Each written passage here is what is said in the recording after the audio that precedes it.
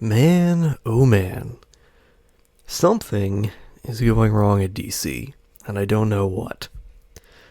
Like, is there something in the water? Is somebody not taking their medication?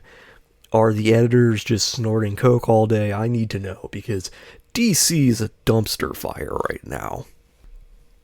Like, don't get me wrong, Marvel is not doing great, but they're not doing terrible.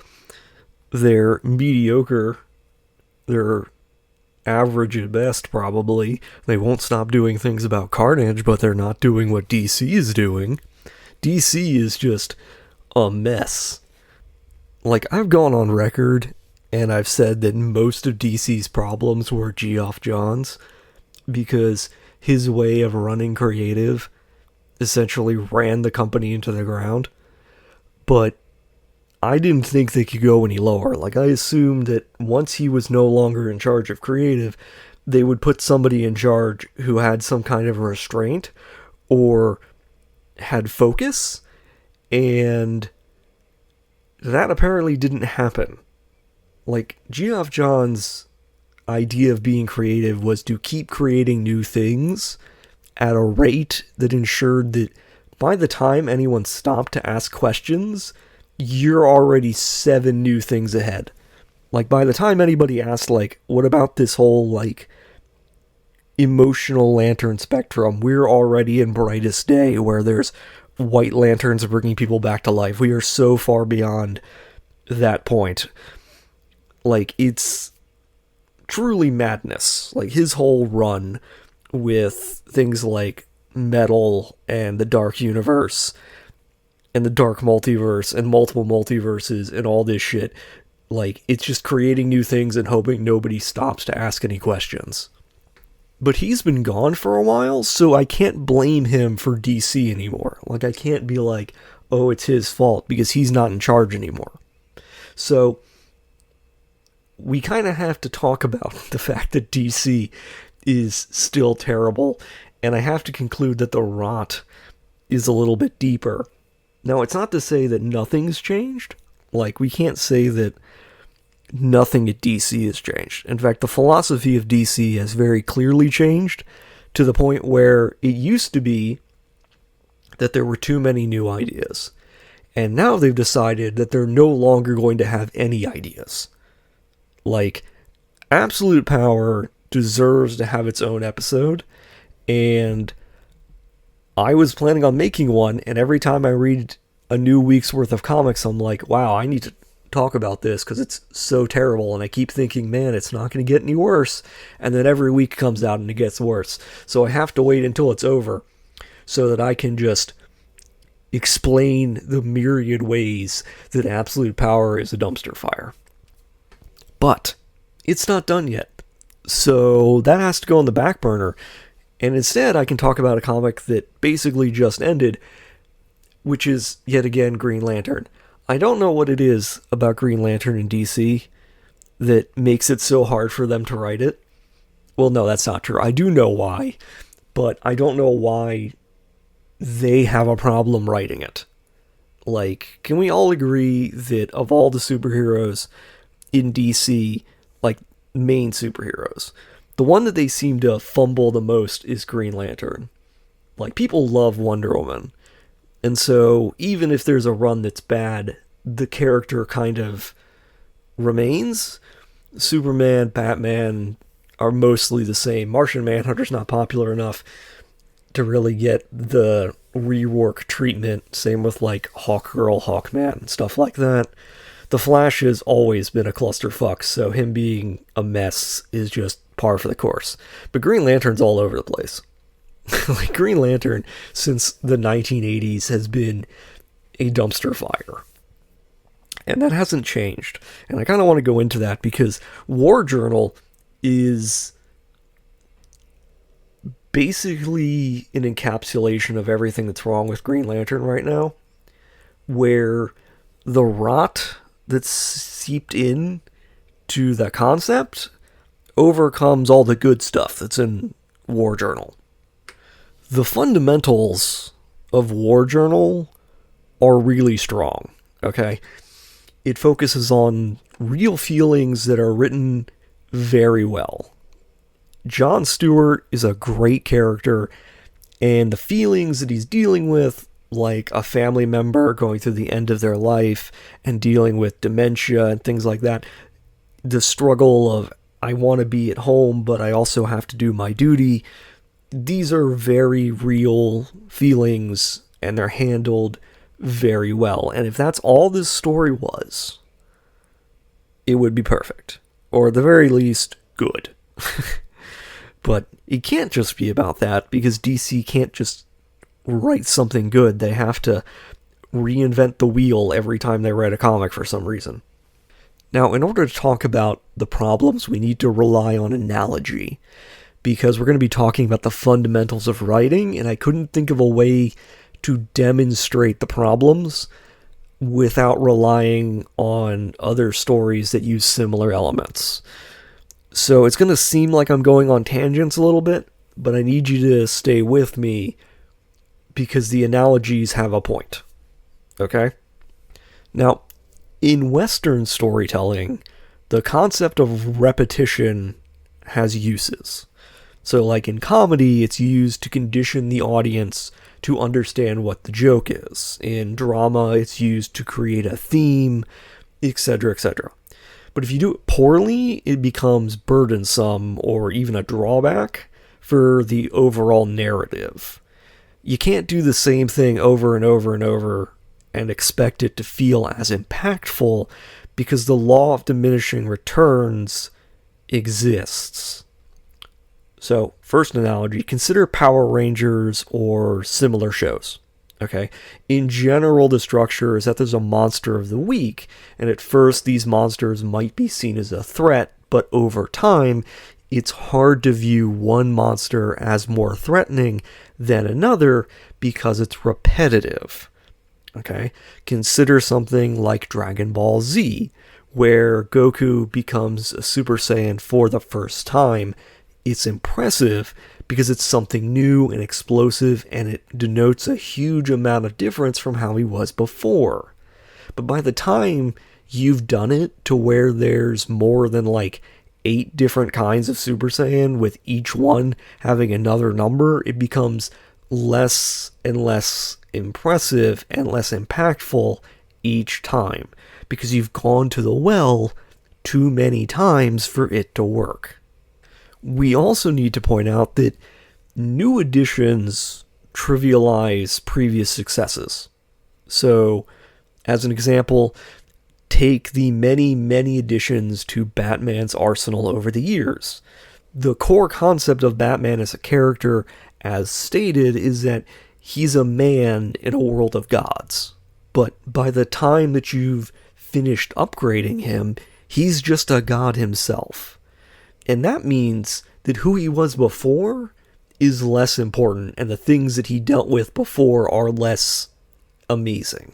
So to give you an example, his struggle in the past doesn't seem as great because now he's on a different playing field. So it becomes impossible to say take his villains seriously at that point, because why should you feel threatened by Scarecrow or Two-Face in comparison to, say, Darkseid? If Batman's fighting Darkseid, it's really hard to be like, oh yeah, Calendar Man is a threat, because he's literally fighting gods. And so what does this all have to do with Green Lantern and Green Lantern War Journal? Well, everything that I've said makes sense when you realize that the purpose of this comic is to establish a new power ring that also works on willpower, but it isn't a Green Lantern ring, but it's also even better. Yeah, the entire point of this comic is not to showcase Green Lantern, or Green Lanterns, or why they're special, but to create another power ring concept yet again. So what they've done is say, yes, we have people who work on willpower. We have people whose power is their willpower. But the Green Lantern ring isn't that good, because now he has a better, cooler, more interesting ring that is attached to a god that he can use instead. Do I really need to explain in great detail how creating the idea of a ring that's better than the ring he already has undermines the concept of the original ring? Like, I probably don't, but I'm going to, because it's important, I think, to grasp how stupid this whole concept is. Let's use another analogy, okay? Right now, I want you to think about the story of Aladdin, okay? And the story beats that it hits. And most versions of this story are fine, okay? You can even use the Disney one for the sake of this discussion. You have core ideas to the story which usually get repeated regardless of version. Okay, so for example, you have a good-natured person with a magical genie who grants 3 wishes who has been trapped in a lamp. Clear, straightforward concept and limitations. Okay? Now, this version is mostly a modern innovation because the original version didn't have a wish limit, and it didn't even have just one genie. In fact, it had multiple genies. Now, Aladdin didn't just have a genie in a lamp, but a genie in a ring, and they had different powers. Now, this, as you can imagine, is confusing for a modern Western audience because the cultural context of what genies are is missing. But also, having 2 genies raises questions like, why do you need 2 magical creatures for the story to work? The same questions immediately come up in Green Lantern War Journal. Why do you need multiple rings that work on willpower? What purpose does it serve to introduce this? What good does it do the character or the stories to have these come into existence? Now, in some ways, you can say that this is kind of like a natural endpoint for Green Lantern after 20-some years of it being diminished in favor of literally everyone else in the DC universe. Like, the original idea was that you had a space cop with a ring that's based on willpower, and that's been broken as subsequent writers decided to undermine the concept over and over again. Over the years, DC has introduced various ideas, like Deathstroke being able to overpower the ring by grabbing it, or Batman being able to just take the ring off without Green Lantern noticing, and those are just 2 terrible examples. But going beyond that, the core idea is that the ring finds the person with the most willpower in a sector. Okay, so that means it's someone like Hal Jordan, or in this case, Jon Stewart. They're supposed to be the person with the most willpower on Earth. But then writers have sat down and gone, okay, but Batman and Superman and Wonder Woman also have a lot of willpower, right? So does that mean that this guy has more willpower than them? And various writers have answered that no. So that they end up saying, well, he's not the most outstanding in his field, he's like the 6th choice for this role because none of the others wanted it. And this sort of cuts into the very problem of what does willpower mean as a superpower?